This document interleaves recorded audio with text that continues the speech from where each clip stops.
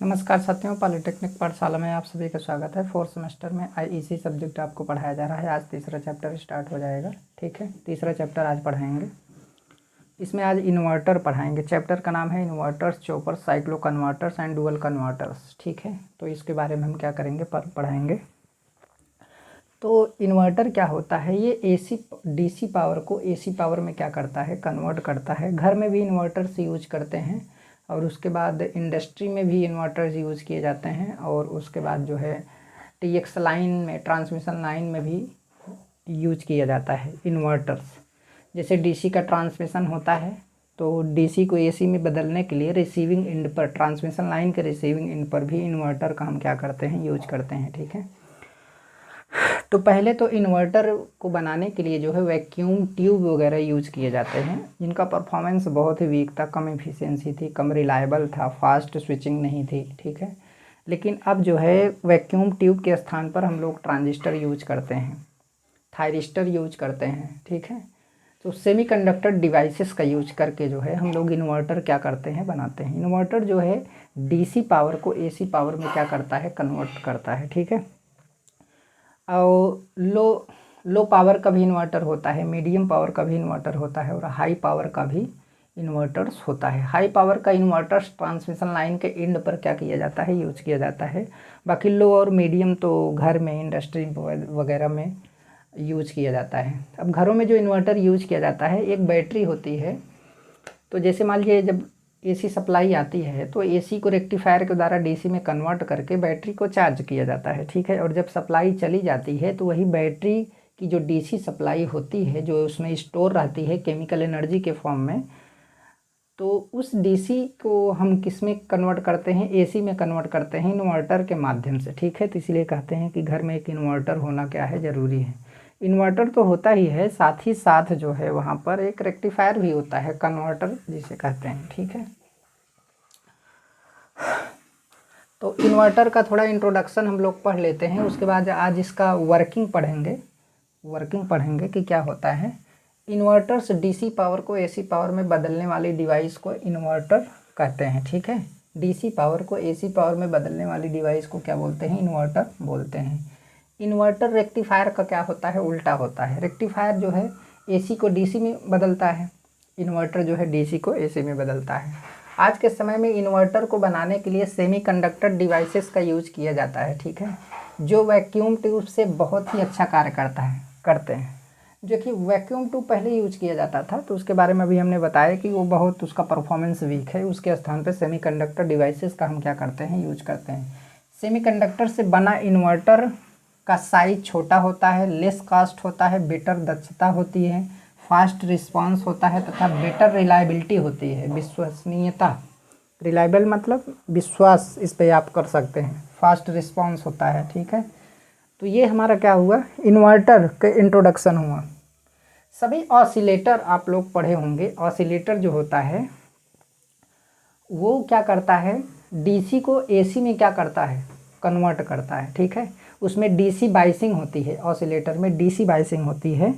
तो उसमें जब रेजोनेंस की कंडीशन आती है तो उस कंडीशन में जो है वो बहुत ज़्यादा एसी को क्या करता है, हाई फ्रिक्वेंसी एसी को जनरेट करता है, उत्पन्न करता है। ठीक है, तो सभी ऑसिलेटर जो है इन्वर्टर की श्रेणी में आते हैं। जितने भी ऑसिलेटर होते हैं सबको सब इन्वर्टर आप बोल सकते हैं। ठीक है, बस ये है कि जो ऑसिलेटर होता है वो बहुत लो पावर को मतलब कन्वर्ट करता है। लो पावर की डीसी को लो पावर की एसी में क्या करता है, कन्वर्ट करता है, लेकिन एसी की फ्रिक्वेंसी बहुत हाई रहती है। ठीक है, ऑसिलेटर के केस में तो सभी ऑसिलेटर इन्वर्टर की श्रेणी में आते हैं। ठीक है, इन्वर्टर लो फ्रिक्वेंसी पर हाई एसी पावर उत्पन्न करते हैं। देखिए, जो इन्वर्टर होता है ना, लो फ्रिक्वेंसी पर हाई एसी पावर को क्या करते हैं, उत्पन्न करते हैं। इन्वर्टर लो फ्रिक्वेंसी पर, लो फ्रिक्वेंसी मतलब जैसे 50 हर्ट्ज, 60 हर्ट्ज, 100 हर्ट्ज, इस तरीके का, तो लो फ्रिक्वेंसी पर हाई एसी पावर को उत्पन्न करते हैं। कौन, इन्वर्टर। लेकिन ऑसिलेटर क्या है, जबकि ऑसिलेटर हाई फ्रिक्वेंसी पर लो एसी पावर को क्या करता है, उत्पन्न करता है। तो जो ऑसिलेटर होता है ना, वो भी एक प्रकार का इन्वर्टर की श्रेणी में ही आता है, लेकिन इन्वर्टर और ऑसिलेटर में अंतर ये है कि ये लो फ्रिक्वेंसी पर हाई पावर को क्या करता है, उत्पन्न करता है। ठीक है, जबकि हमारा जो ऑसिलेटर होता है ये लो पावर को लो पावर में ही कन्वर्ट करता है, लो पावर डीसी को लो पावर एसी में ही कन्वर्ट करता है, लेकिन एसी की फ्रीक्वेंसी क्या होती है, बहुत ज़्यादा हाई होती है। वही लिखा है कि जबकि ऑसिलेटर हाई फ्रीक्वेंसी पर लो एसी पावर क्या करते हैं, उत्पन्न करते हैं। ठीक है, तो ये भी एग्जाम्पल आपको एक प्रकार से इंट्रोडक्शन में लिखना पड़ेगा। इंग्लिश में थोड़ा इसका डेफिनेशन लिखे हैं, थोड़ा आप देख लीजिए। A device which convert DC power into AC power to desired voltage and frequency is called. Desired का मतलब है कि जितनी ज़रूरत है, जितने वोल्टेज की ज़रूरत है, जितनी फ्रीक्वेंसी की ज़रूरत है, उसके अनुसार जो है हम डीसी को एसी में क्या कर लेते हैं, कन्वर्ट कर लेते हैं। ठीक है, तो इसीलिए डिजायर्ड यहाँ पर क्या किया गया है, लिखा गया है कि ये device which convert DC power into AC power to desired voltage and frequency is called inverter. ठीक है, ये हो गया। उसके बाद power inverter used in the power system network to convert bulk DC power to AC power. देखिए, जो power inverter होता है, पावर इन्वर्टर का मतलब अगर यहाँ पे कह रहा है पावर इन्वर्टर, किसका मतलब है कि हाई पावर को जो है, हाई डीसी पावर को एसी पावर में क्या करता है, कन्वर्ट करता है। और बल्क डीसी पावर को एसी पावर में कन्वर्ट करने के लिए केवल एक ही जगह ऐसा है जहाँ पर इसे यूज किया जा सकता है, ट्रांसमिशन लाइन के एंड पे। क्योंकि हाई वोल्टेज का ट्रांसमिशन होता है, क्या होता है, हाई वोल्टेज डीसी का ट्रांसमिशन होता है, तो उसके रिसीविंग एंड पर डीसी को एसी में कन्वर्ट करने के लिए हम इन्वर्टर का यूज करते हैं। ठीक है, तो power inverter used in the power system network to convert bulk DC power to AC power. इसे ट्रांसमिशन लाइन के रिसीविंग एंड पर क्या किया जाता है, यूज किया जाता है। ठीक है, तो ये तो इन्वर्टर का थोड़ा सा डेफिनेशन रहा, और इसके आधार पर थोड़ा एग्जाम्पल भी मैंने आपको बता दिया। अगर इसका एप्लीकेशन आप लिखेंगे इंट्रोडक्शन में तो आप लिख सकते हैं speed control of AC drive. AC drive जहाँ पर एसी सप्लाई से मोटरों को चलाना है, तो वहाँ पर भी हम इन्वर्टर का क्या कर सकते हैं, यूज कर सकते हैं। यूपीएस अनइंटरप्टेड पावर सप्लाई, ठीक है, वहाँ पे भी यूज करते हैं, यूपीएस आपको पढ़ाएंगे आगे। Aircraft power supply, solar inverter. अब देखिए, जो सोलर होता है, सोलर पैनल होता है, वो डीसी सप्लाई जनरेट करता है, लाइट एनर्जी पा करके वो डीसी सप्लाई को क्या करता है, जनरेट करता है। ठीक है, तो उस डीसी को जो है एसी में कन्वर्ट करने के लिए हम इन्वर्टर का यूज करते हैं। तो सोलर इन्वर्टर, उसके बाद बैटरी इन्वर्टर, जो बैटरी इन्वर्टर होता है, तो यहाँ पे बैटरी इन्वर्टर भी आप एग्जाम्पल लिख सकते हैं। तो ये तो आपका एक प्रकार से एग्जाम्पल था, इसको स्क्रीनशॉट ले लीजिए। ये इंट्रोडक्शन था जो कि आपके सिलेबस में दिया था, तो इस वजह से इसको बताना ज़रूरी ही था।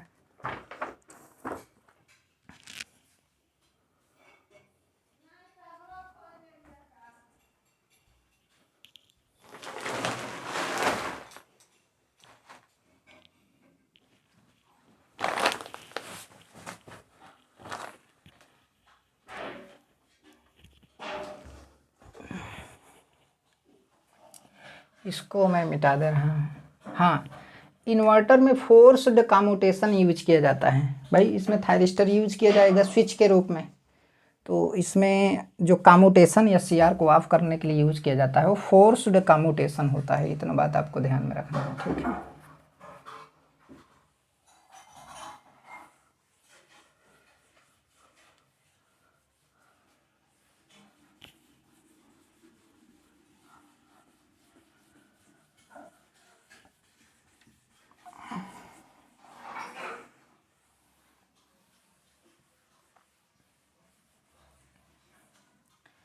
अब वर्किंग प्रिंसिपल ऑफ इन्वर्टर।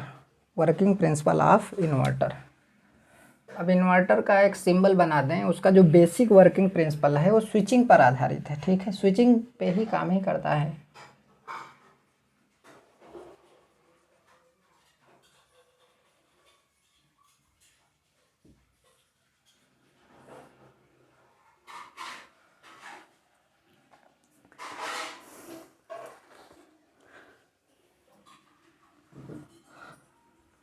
अब इसमें आपका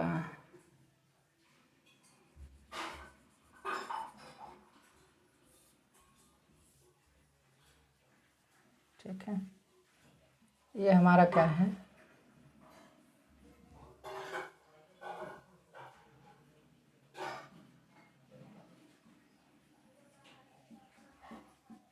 आउटपुट एसी। क्या है आपका आउटपुट AC। अब यहाँ पे आप क्या करेंगे, फिगर बना दे रहे हैं।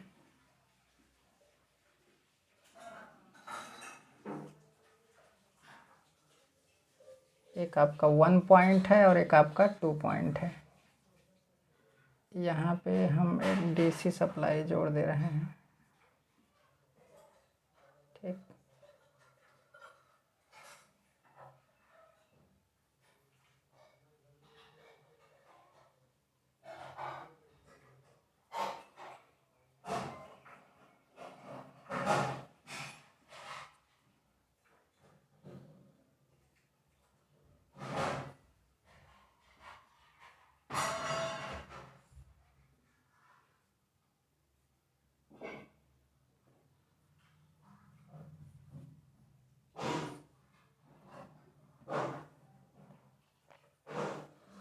ये हमारा क्या है, स्विच है। क्या है, स्विच, यस। अब इसका नाम ABC, यहाँ पे A रख देते हैं, यहाँ पे आपका B रख देते हैं और यहाँ पे आपका C रख देते हैं, ठीक है। अब ये तो ट्रांसफार्मर है तो बीच में कोर भी होगा, बीच में क्या होगा, कोर भी होगा। यहाँ पे हम B लिख देते हैं छोटा, कोर बना देते हैं।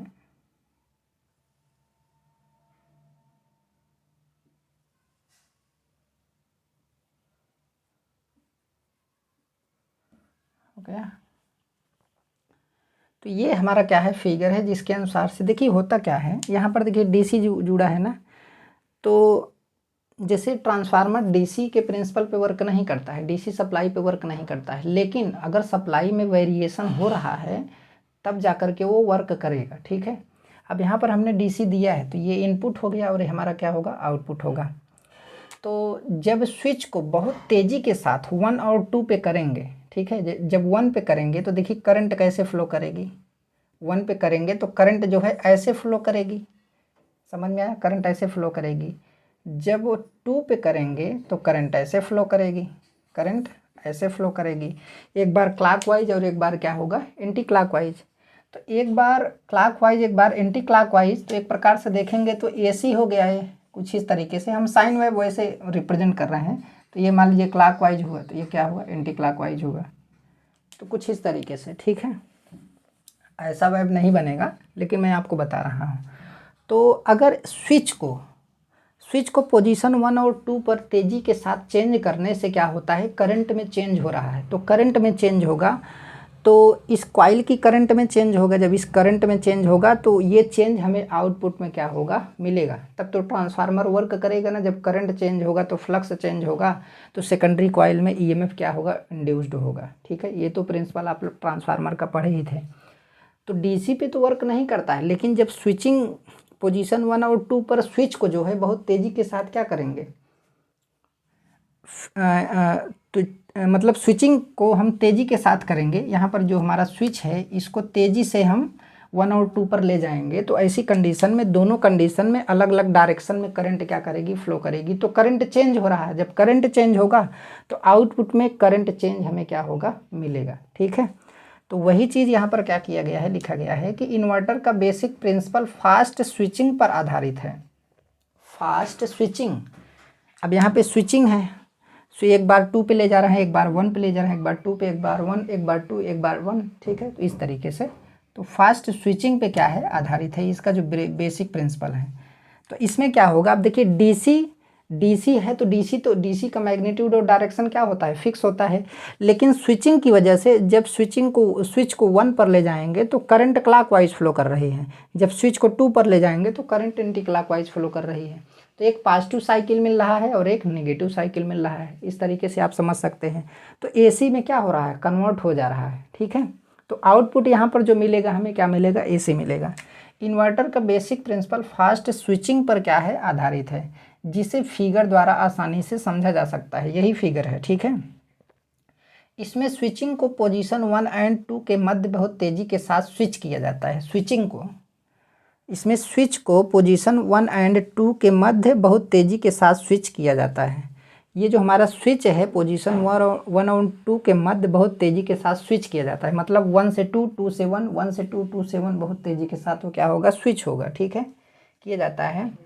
इसमें स्विच को किसी भी स्थान पर स्थिर ना रखे तो ट्रांसफार्मर की सेकेंडरी वाइंडिंग में एसी प्राप्त होगा। हाँ, स्विच को हमें स्थिर नहीं रखना है, स्विच को हमेशा क्या है 1 2 1 2 1 2 1 2 1 2 पे हमेशा क्या करना है, करते रहना है। ठीक है, तो ऐसी कंडीशन में सेकेंडरी वाइंडिंग के आउटपुट पे हमें क्या मिलेगी, एसी मिलेगी। ठीक है, जबकि यहाँ पर तो डीसी दिया जा रहा है, कोई ऐसा सिस्टम नहीं है जो डीसी को एसी में क्या करे, बदले। केवल फास्ट स्विचिंग की वजह से जो है डीसी हमारा एसी में क्या हो जा रहा है, कन्वर्ट हो जा रहा है। ठीक है, तो मध्य बहुत तेज़ी के साथ स्विच किया जाता है। इसमें स्विचिंग को किसी भी स्थान पर स्थिर ना रखा जाए तो ट्रांसफार्मर की सेकेंडरी वाइंडिंग में एसी प्राप्त होगा। तो किसी भी पॉइंट पर स्थिर नहीं रखना है। ठीक है, फिगर के अनुसार जब स्विच 1 पोजीशन पर होता है तो करंट ए से बी की ओर क्या करती है, फ्लो करती है। देखिए ए से बी की ओर फ्लो करेगी, ऐसे जाएगी ना। जब स्विच 1 पॉइंट पे होगा तो करंट ऐसे ए से बी की ओर क्या करेगी, फ्लो करेगी। ठीक है, ये हो गया। जब स्विच 1 पोजीशन पर होता है तो करंट ए से बी की ओर क्या होती है, प्रवाहित होती है। ये हो गया। अब उसके बाद जब स्विच 2 पोजीशन पर लगा होता है, जब स्विच को कहाँ पर लाते हैं, 2 पोजीशन पे, दूसरे पोजीशन पे लाया जाता है तो करंट सी से बी की दिशा में क्या करती है, फ्लो करती है। अब करंट ऐसे फ्लो करेगी, ऐसे। तो देखिए अब पहले ऊपर से नीचे आ रहा था, अब नीचे से ऊपर जाएगा, तो डायरेक्शन क्या हो रहा है, चेंज हो रहा है, फ्लो करती है। इस प्रकार प्राइमरी वाइंडिंग में धारा की दिशा चेंज होने पर सेकेंडरी वाइंडिंग में एसी वोल्टेज क्या होता है, प्राप्त होता है। इसकी फ्रीक्वेंसी स्विचिंग स्पीड पर क्या करती है, निर्भर करती है। स्विचिंग पोजीशन जितनी तेज़ी के साथ चेंज किया जाएगा आउटपुट वोल्टेज की फ्रीक्वेंसी उतनी ही ज़्यादा होगी। ठीक है, तो ये इसका प्रिंसिपल है। स्विचिंग प्रोसेस 1 2 1 2 1 2 ये जितना तेज़ी के साथ होगा आउटपुट वोल्टेज की फ्रीक्वेंसी उतना ही ज़्यादा क्या होगी। ठीक है, तो ये आपका फिगर रहा है, फिगर के अनुसार यहाँ पे लिखा भी गया है। तो ये इन्वर्टर का जो है ना वर्किंग प्रिंसिपल है, जो आपके सिलेबस में क्या किया गया है, दिया गया है। There are many types of inverters को अगले लेक्चर में आपको क्या किया जाएगा, पढ़ाया जाएगा।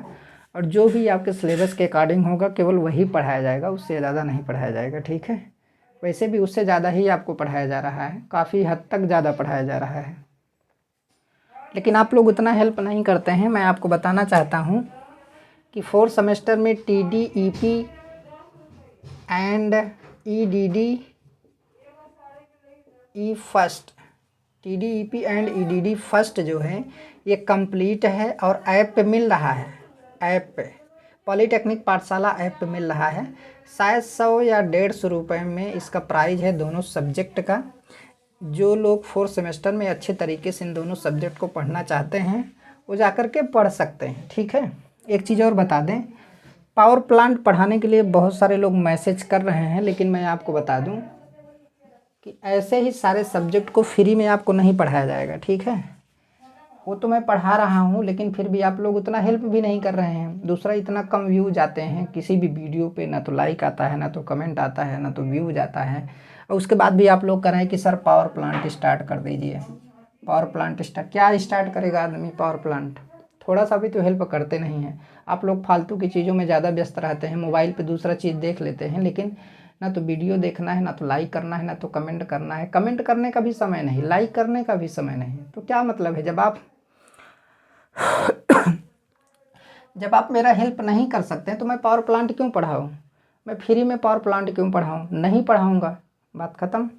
ठीक है, तो जो पढ़ाया जा रहा है, जो चालू किया गया है वो मैं कंप्लीट करूँगा बहुत अच्छे तरीके से। जब आप और लोगों को जोड़ेंगे, ज़्यादा से ज़्यादा लोगों को चैनल पर लाने का प्रयास करेंगे, तब जा कर के हम पावर प्लांट स्टार्ट करेंगे। और स्टार्ट करेंगे तो ख़त्म भी करेंगे, ऐसी बात नहीं है।